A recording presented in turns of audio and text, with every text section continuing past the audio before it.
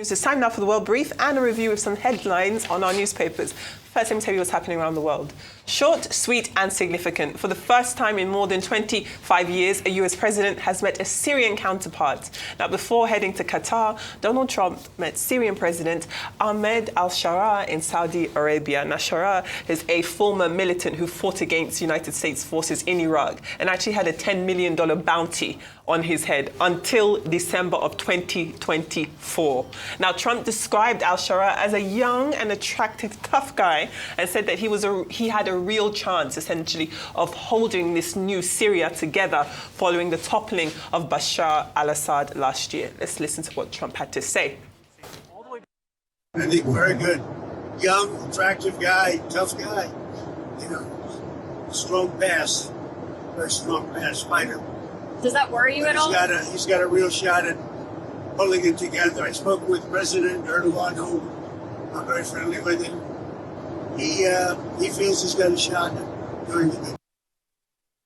I mean, it's not too often you hear Trump speak so nicely. Okay, well, Trump also urged Sharaa to deport Palestinian terrorists, help the United States against Islamic State, and also encouraged him to deal with the country's remaining chemical weapons stock. Now, in the Qatari capital Doha, a $96 billion deal with state-owned airline Qatar Airways to buy 210 planes from the United States manufacturer Boeing was signed. The White House says agreements signed by the United States and Qatar could lead to an economic exchange worth at least $1.2 trillion. Now, this deal has been done in the shadow of a luxury plane worth $400 million in the process of being gifted to Trump by the Qatari royal family. Although there's been nothing offered in exchange for the plane, many commentators say that it would be naive to expect that the Qatari royal family would hand out such a large item with no strings attached. Now, after receiving another grand welcome from Qatar's Emir Sheikh Tamim bin Hamad Al Thani, Trump is to land on a third and his final stop during this trip to the United Arab Emirates later today for a one-day visit.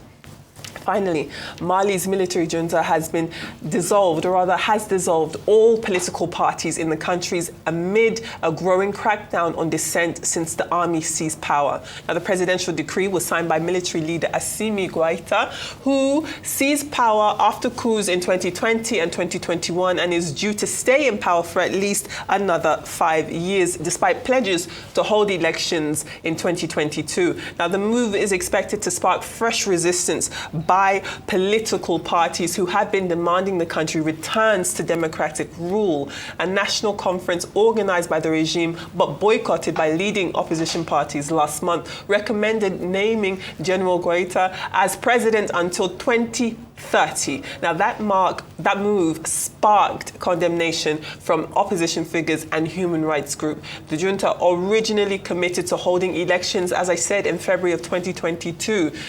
Now, this presidential decree warned Malians not to ignore the dissolution of political parties, but did not outline any penalties if they do actually participate in them. All right. Well, very quickly, one sentence on Donald Trump in Qatar and the aircraft, or is it called the Flying Palace? They do say there's no such thing as a free lunch. So, opposition to this move is very much accepted and understandable, because in diplomacy, of course, yes, there are exchanges of gifts and so forth, but there's a limit within reason. And we know that a presidential aircraft is a sign of national sovereignty. So to accept that, even here when we were debating the new aircraft that the presidency bought, it would have been unheard of for the president to accept a gift from any country, whether it be friend or foe, for the purposes of that. So we can't have double standards. That applies to the United States as well. Now to Mali. I worry about our Alliance États du Sahel, the Sahel nations, because as much as there is this noble fight, revolutionary fight against French neocolonialism, let it not dissolve and degenerate into paranoia that creates dictatorship and totally strips all citizens of rights and identity. So Mali is said to have over 300 political parties. And Goïta and his government feel that a lot of these political parties are tools of the elites who are being controlled from France. he held the political conference where he emerged as leader for the next 5 years. Many of these political parties boycotted, but remember, with over 300, so about 100 boycotted. They have their own alliance, but over 200 or so were in attendance, and some civil society organizations, and they endorsed him to be leader for the next 5 years, saying that Mali is not ready for elections currently. So now you have the 100 political party alliance protesting and some leaders going missing and so forth. Yeah. And it's extremely unfortunate that this is the measure that is now being taken, because again, like I said, in your paranoia or your revolutionary fight against neocolonialism, be careful not to then hinder on the fight, on the rights of your people. Agreed. Thank you, Vimbai. Dr. Abati, over to you. Yeah, in Mali, I think it's very unfortunate. It's an illustration of the reversal of the democratic process in Africa. Whether you are talking about Mali, Burkina Faso, or Niger Republic, where the military will seem to have taken over.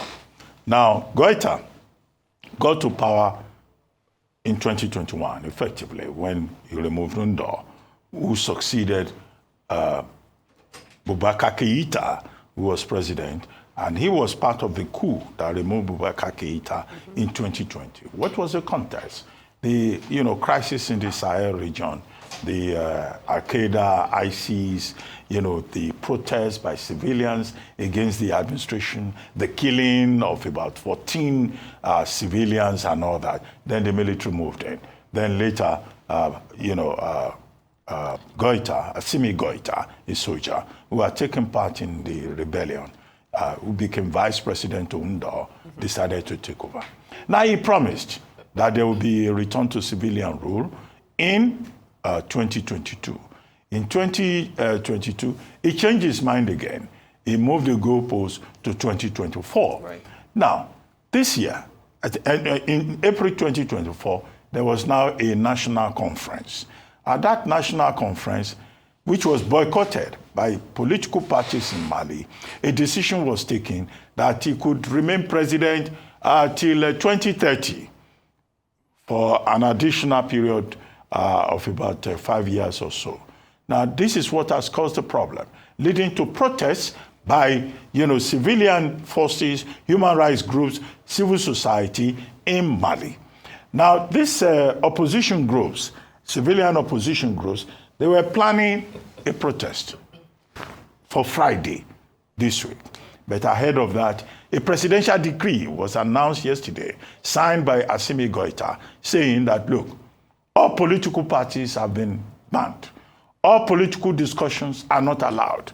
All political associations will not be allowed in Mali. Now, penalties were not prescribed. But what we know is that human rights groups working in Mali have been reporting that politicians, leaders of the opposition, including the Secretary General of CODEM, has disappeared. Masked gunmen have been taking people out. So what you have is, the emergence of a full-blown dictatorship in Mali, and which is unfortunate for the democratic process in West Africa and also in Africa. Now, we should note that the Malian government is, in association with the other juntas in Niger, in Burkina Faso, and in Guinea. So this is the situation that we have. I think that ECOWAS should speak up, because what we have had, what we are now having, is an abbreviation of fundamental human rights for expression, for association, for assembly. Now, quickly, to go to the Middle East. Yeah, President Trump, as I was saying, is tripping the Gulf states. It's transactional, basically. Now, we first discussed Saudi Arabia, but let me focus first on Syria. Now, Syria was outlawed, more or less, by the United States, by UK, and also by Britain, particularly because of the activities of Shara, acting President Shara, who was originally a terrorist, a former terrorist. He associated with Al-Qaeda, and who led the rebellion to remove the Assad family. Now, the effect of that was that sanctions were not placed on Syria. Now, this is now President Trump meeting with Assad, with Shara on the sidelines of a U.S.-Saudi Arabia investment summit. It's a very radical development. On the eve of that meeting, President Trump had lifted sanctions imposed on Syria, which led to celebrations across Syria. What is the effect of that, of those restrictions? Syria had been knocked out of the international financial system. Aid will not go to Syria. Most of the people are suffering. So this will represent some kind of hope for the people of Syria. And that's why they were celebrating from Damascus to other parts. However, the lifting of the sanctions, is not enough. What will follow? The United States is going to ask for the removal of foreign fighters. It's also going to give other conditions. Yes. But Saudi Arabia and Qatar and Turkey are involved in the negotiations. Yes. Because while they met, and Trump ended up saying, okay, tough guy, strong past, Recep Erdogan was on the phone. Saudi Arabia's prince was in the... So a diplomatic triumph on all fronts. As for Qatar, the background is the Qatar Alago. Qatar Alago. That's what the Democrats in the United States are saying. They think that, this whole deal with Qatar, the first time an American president will go to Qatar, so Sheikh Al-Thani is legitimately excited. Yes. But the issue is that, yes, I've talked about gift diplomacy before on this program. There's nothing wrong with gift diplomacy. Qatar in 2018 even donated an aircraft to Turkey.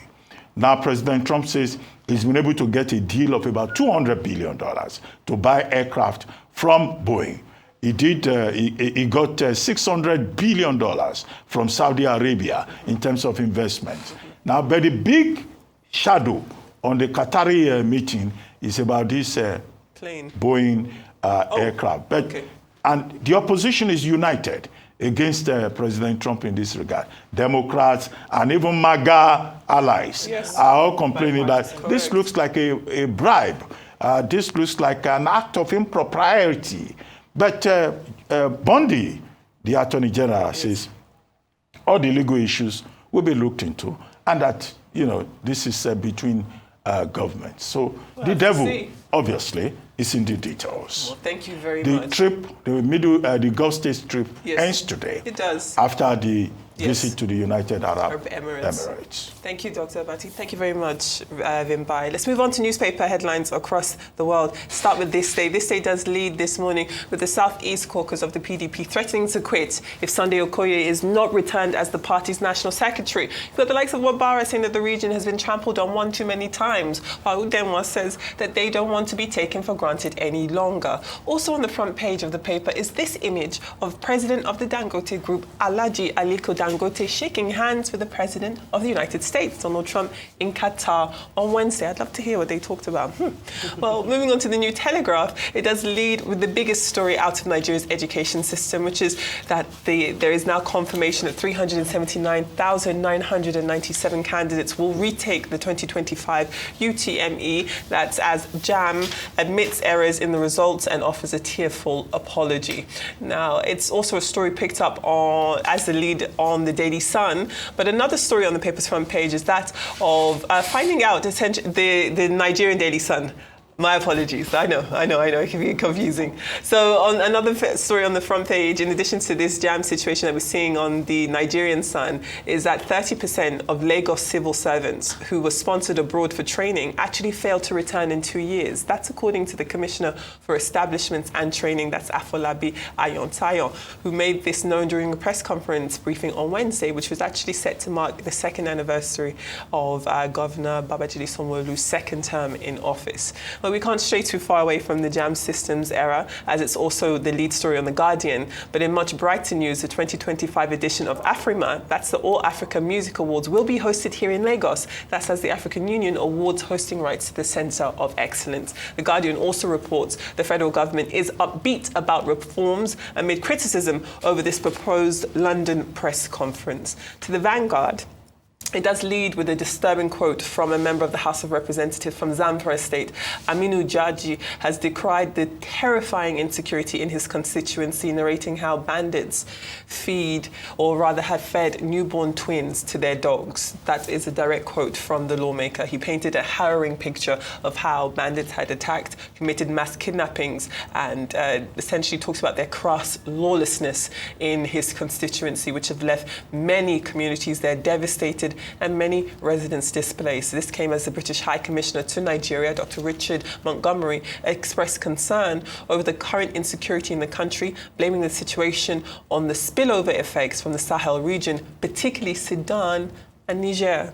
And very quickly to the United Kingdom, the Daily Telegraph says the NHS will allow children under 7 years of age to be seen by specialist gender clinics. Now, the headline refers to them as so-called trans toddlers. Now, children of all ages who believe they are transgender will be eligible for gender treatment on the NHS, including therapy and counselling. Now, previously, a minimum age limit of 7 years old was to be introduced. This was scrapped following a consultation. So now children under the age of 7, if they come forward and want to discuss their gender, have the ability to have this treatment on the National Health Service.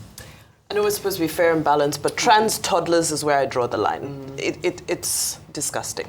Absolutely disgusting to indoctrinate young children, toddlers, into this line of thinking, this radical ideology, gender ideology. That's a sidebar.